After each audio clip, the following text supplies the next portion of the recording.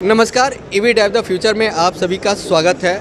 आज हम आपकी मुलाकात बड़ौदा के जाने माने इलेक्ट्रिक व्हीकल सर्विसेज कंपनी के स्पीड फोर्स के डायरेक्टर दीपेन बराई से कराते हैं और उनसे उन्हीं की ज़बानी में सुनते हैं कंपनी के बारे में। नमस्कार सर। नमस्कार। हम स्पीड फोर्स से आए हैं, वडोदरा से आए हैं और हमारा मेन बिजनेस है सर्विसेज का। जैसे ईवी सर्विसेज है तो वो फ्यूचर है, तो उसके लिए हमारी कंपनी काम करती है। हमारे इंडिया में 200 से ज़्यादा आउटलेट है। इंडिया के अलावा नेपाल में और बांग्लादेश में हमारे ऑपरेशंस चल रहे हैं, जहाँ पे हम ईवी सर्विसेज वगैरह सब करते हैं। कंपनी 9 साल से है।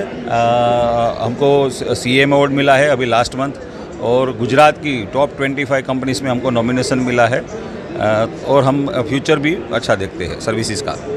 दीपेन बराई जी, ये बताइए कि ईवी सर्विसेज के प्रेजेंट सिनेरियो में क्या चल रहा है? हाँ, देखिए अभी जो ईवीज आ रहे हैं, जैसे हमको पता ही है कि बहुत सारा मैन्युफैक्चरिंग यहाँ पे नहीं हो रहा है, जो इंपोर्ट हो रहा है वगैरह सब, लेकिन फ्यूचर तो है ही। क्योंकि जैसे गवर्नमेंट का मेन विज़न है, जैसे मैं आज यहाँ पे कॉन्फ्रेंस में था तो नीति आयोग वगैरह का जिन्होंने बोला है, तो उनका मेन फ्यूचर है कि भाई ये ईवी लाना है, बराबर। ईवी मार्केट किस तरह से एडोप्शन करना है, ईवी एडोप्शन है।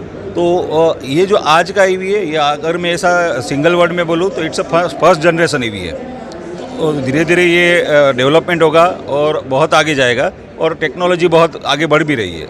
ये बताइए, आपकी सफलता का रहस्य क्या है जो आप यहाँ तक मुकाम पे आए और पूरे आपने इंडिया में आपने इतने आउटलेट खोले हैं, उसका मेन कारण क्या है? हाँ, मैं हमारी सफलता का रहस्य तो सारे फ्रेंचाइजी को ही दूंगा, लेकिन आप देखो तो ये बिज़नेस कहीं ना कहीं अनऑर्गेनाइज था। आज सर्विसेज का बिज़नेस, जैसे आप देखो तो कस्टमर, टू व्हीलर का जो कस्टमर है, जहाँ पे हमने शुरुआत की, तो वो कस्टमर कहीं ना कहीं सर्विसेज के लिए परेशान था। आज जैसे हम देख रहे हैं कि यहाँ पे इतनी सारी ईवीज कंपनी है, तो लेकिन सर्विसेज तो कहीं पे भी नहीं है। तो हम ऐसा एक सर्विस का इकोसिस्टम बनाना चाहते हैं कि जहाँ पे कोई भी इलेक्ट्रिक व्हीकल का क्योंकि आप देखो तो इलेक्ट्रिक व्हीकल जो सर्विस हो रहा है, उसमें भी मोरलेस अगर बात करें तो इंजन के अलावा सब कुछ है। तो हम वहाँ पे वो जो इकोसिस्टम है उसका एक पार्ट बनना चाहते हैं, और उसमें वही सर्विसेज का बिजनेस आगे बढ़ाना चाहते हैं। अच्छा, आप IC इंजन में भी काम कर रहे हैं और सरकार बोल रही है रेट्रोफिटिंग, मतलब उस पर कन्वर्ट करने के लिए, तो सरकार ने तो अभी पॉलिसी लाई नहीं है, उस पर आपका क्या कहना है? बहुत ही ज़रूरी है। मैं आपको बोला हूँ, हमारे पास रेट्रोफिटमेंट के लिए बहुत सारे कस्टमर्स आते हैं, बहुत सारे हर एक आउटलेट में। आज मैं अगर बात करूँ स्पीड फोर्स के बारे में, तो स्पीड फोर्स के 200 आउटलेट है। वहाँ पे अगर मैं हर एक आउटलेट पे डेली अगर 10 गाड़ी भी आ रहा है, तो 2000 कस्टमर डेली हिट हो रहे हैं। तो जो कहीं ना कहीं अभी जो 80-90% से ज़्यादा कस्टमर आ रहे हैं वो IC इंजन वाले हैं। तो उसको जो उसने आज किसी ने 70-80 हज़ार का 1 लाख का जो बाइक लिया है, उसको रेट्रोफिटिंग की ज़रूरी है। लेकिन गवर्नमेंट के जो नॉर्म्स है अभी, जो रेट्रो अगर ईजी हो जाएंगे, और बहुत सारी कंपनी, जिस तरह से आप देखो तो 4 व्हीलर में एक टाइम था कि जहाँ पे हम गैस का बोतल लगा सकते हैं या CNG करवा सकते हैं अब।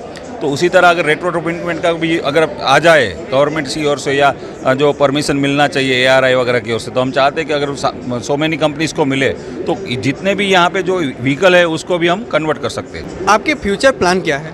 हाँ, हमारा मेन फ्यूचर प्लान है ईवी सर्विसेज, क्योंकि जो गवर्नमेंट और जो ईवी सर्विसेज का है उसके साथ इन फ्यूचर हम चाहते हैं कि हम हमारे ब्रांड से भी कुछ ऐसा व्हीकल वगैरह लॉन्च करें।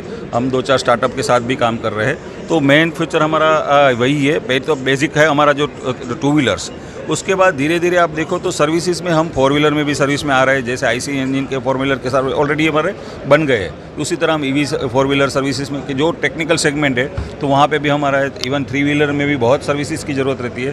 तो हमारा फ्यूचर है कि हम इस तरह से आगे बढ़े और हर एक व्हीकल को सर्विस दें। इस क्षेत्र में जो नए लोग आ रहे हैं और नए नए स्टार्टअप लेके आ रहे हैं, उनको ऑटो सेक्टर से कोई लेना देना भी नहीं है, वो भी आ रहे हैं, उनके एक्सपीरियंस से और उनको अपना एक्सपीरियंस, उनका एक्सपीरियंस से क्या लेना देना, ये हम अभी तक किसी, तो उनको क्या संदेश देना चाहेंगे? हाँ, जैसे बहुत अच्छा क्वेश्चन किया आपने। जैसे बहुत सारे स्टार्टअप आ रहे हैं, तो स्टार्टअप को सबसे पहले तो जब वो कोई भी क्षेत्र से आ रहे हैं, तो अब अगर मैं मेरी बात बताऊं तो मैं भी BCom ग्रेजुएट हूँ। मैंने कभी या ऑटोमोबाइल नहीं किया है, लेकिन आज इतना बड़ा कंपनी हम चलाते हैं।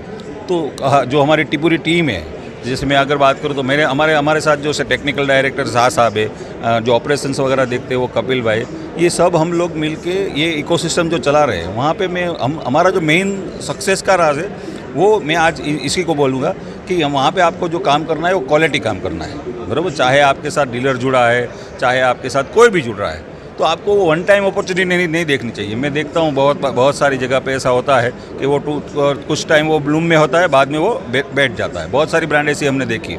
लेकिन फ्यूचर अगर आपको बनाना है, फ्यूचर और लोगों को फ्यूचर, युवाओं को फ्यूचर बनाना है, तो मैं उसको वही बोलूँगा कि आपको परसिस्टेंटली कंसिस्टेंटली काम करना चाहिए, बराबर। क्योंकि आप देखो तो स्टार्टअप क्या होता है कि एक लेवल का उनका आइडिया होता है, एक आगे बढ़ता है, फिर वो वापस कहीं ना कहीं उसको सिस्टम, लेकिन आज का तो गवर्नमेंट भी इतना सपोर्ट कर रहा है।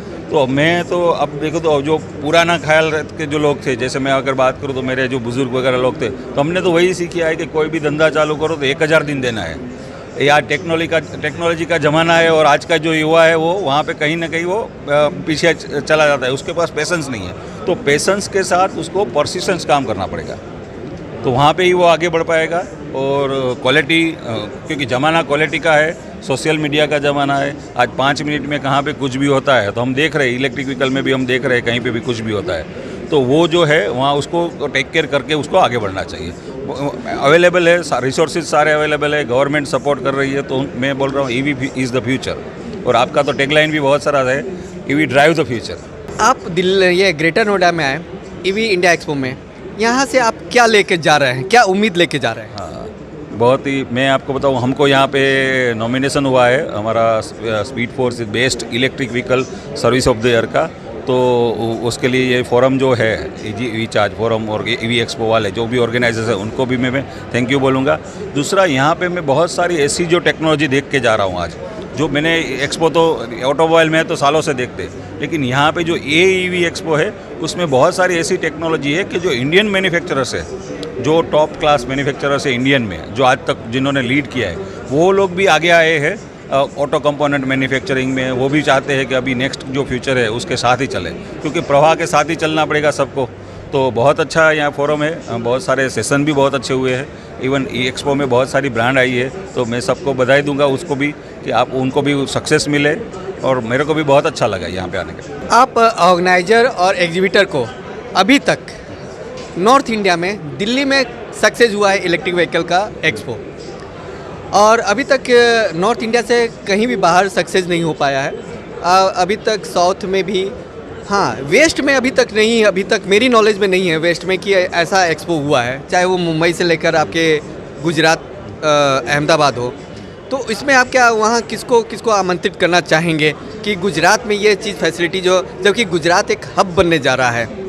बहुत सारी कंपनी गुजरात में इलेक्ट्रिक व्हीकल मैन्युफैक्चरिंग करने जा रही है। आपने बहुत अच्छा क्वेश्चन किया, और वो बोले ना, मेरे मुंह की बात छीन ली। तो जस्ट अभी थोड़ी देर पहले ही मैं जो ऑर्गेनाइज़र के साथ अभी हम लंच में साथ में थे, तो मैंने उनको वही बोला कि सर, आप पहले तो वही बोला कि आप अभी जैसे वाइब्रेंट आ रहा है, तो मतलब आप वाइब्रेंट में आइए, बराबर। तो जो अभिनव जी वगैरह सब थे, तो उन्होंने बोला वो तो आ रहे। मैंने बोला आप ऐसा एक्सपो वहाँ पे भी कीजिए, आपको जो भी इकोसिस्टम, क्योंकि गुजरात आपको पता है बिजनेसमैन का हब है, बराबर। तो गुजरात में भी इकोसिस्टम सारा अवेलेबल है, इवन सारा फैसिलिटीज़ अवेलेबल है। बहुत बड़े एक्सपो होते हैं, लेकिन ऐसे EV एक्सपो की बहुत ज़रूरत है, क्योंकि अगर ये EV एक्सपो होगा तो वहाँ से कस्टमर डायरेक्ट B2B काम कर सकता है, जो मैन्युफैक्चरर है वो, और B2C के लिए भी मैन्युफैक्चरर जो है उसके लिए कस्टमर भी रेडी हो जाएंगे। अवेयरनेस आएगा तो ऑटोमेटिक लोग एडोप्शन में आ जाएंगे। थैंक यू, धन्यवाद। Welcome sir.